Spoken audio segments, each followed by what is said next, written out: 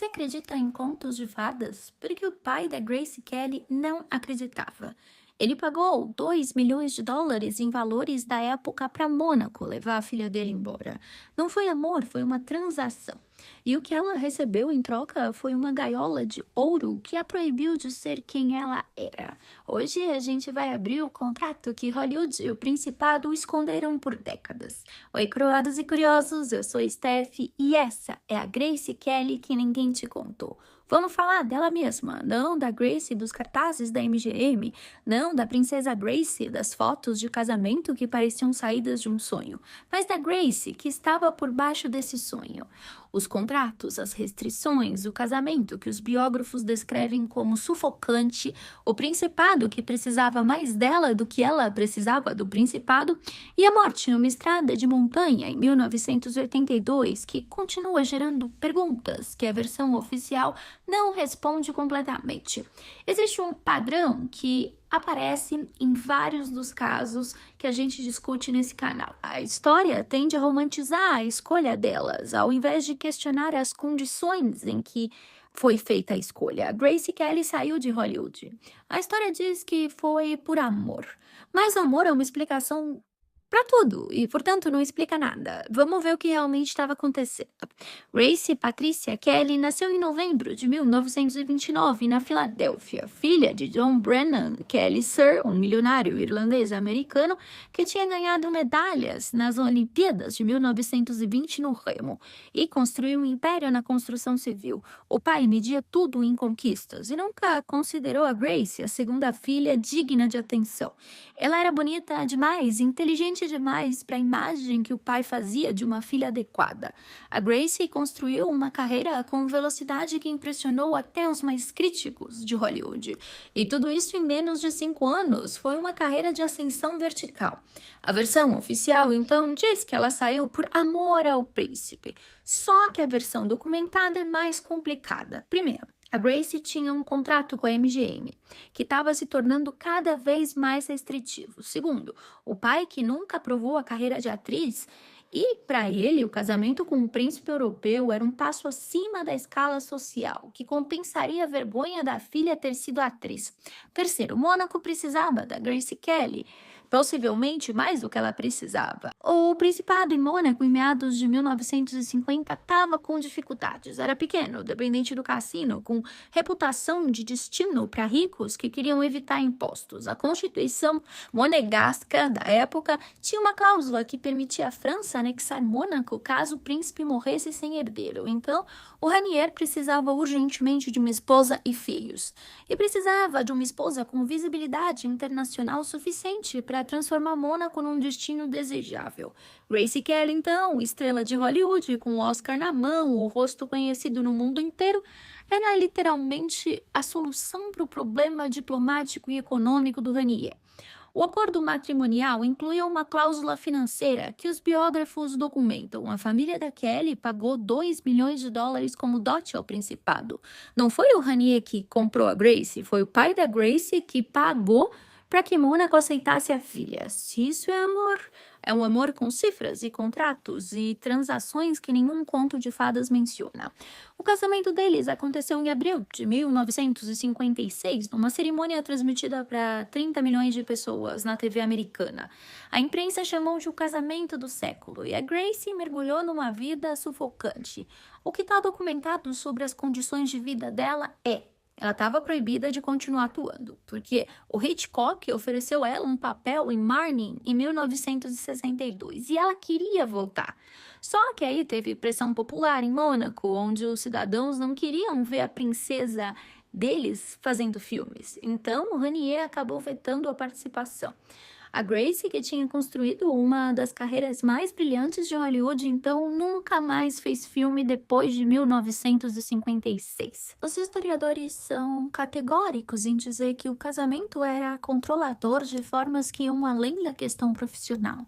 A Grace teve pouca autonomia sobre a própria vida pública. O Ranier era ciumento e possessivo, de forma que seus contemporâneos comentavam. A Grace, então, encontrou outros caminhos para se expressar, fundou o Balé de Monte Carlo, ficou obcecada com arranjos florais de uma forma que as pessoas próximas interpretavam como uma forma de canalizar energia criativa bloqueada.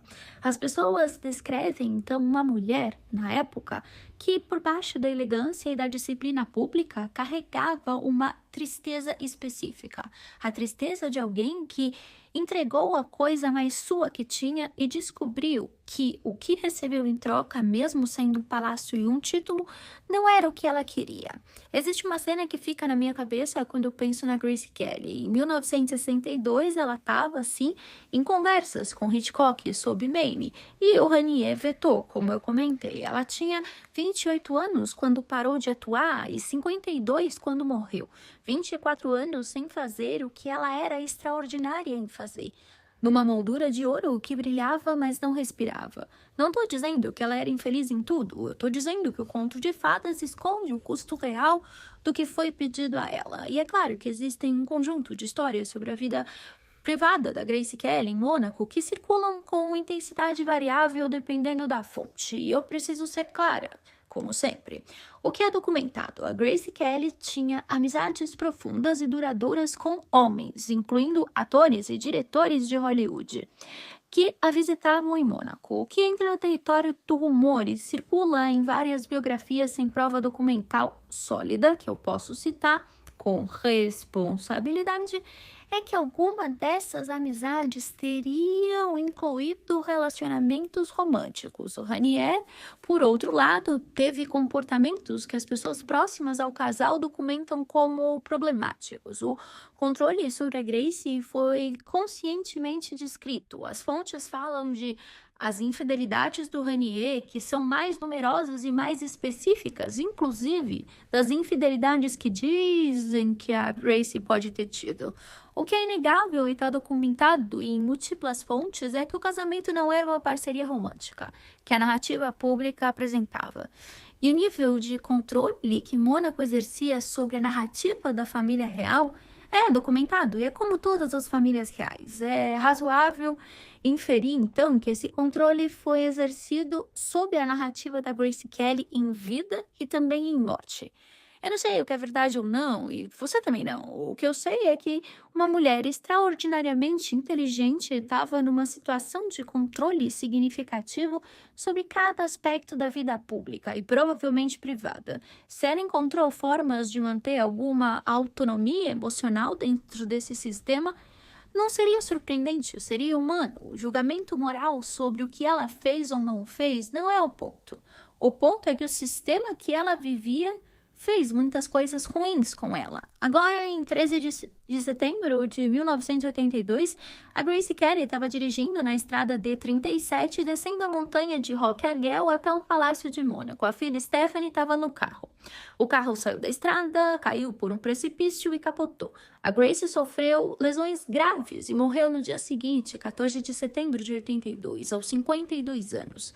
A versão do AVC é a mais aceita pelos médicos que analisaram o caso. A Grace tinha histórico de enxaquecas severas, estava sob estresse considerável naquele período, e o padrão do acidente é consciente com a perda súbita do controle neurológico. A Stephanie, que sobreviveu, com ferimentos menos graves, eu vou fazer um vídeo sobre ela, nunca deu uma versão completa e detalhada do que aconteceu no carro imediatamente antes do acidente, o que alimentou teorias por décadas, que são, por exemplo, a hipótese de que a Stephanie estava dirigindo e não a Grace, mas Mônaco nunca abriu uma investigação criminal formal sobre o acidente. O que ficou da Grace Kelly, além das fotos e dos filmes e do conto de fadas, é uma pergunta que nenhuma narrativa oficial respondeu completamente. O que ela teria feito se tivesse tido uma escolha real?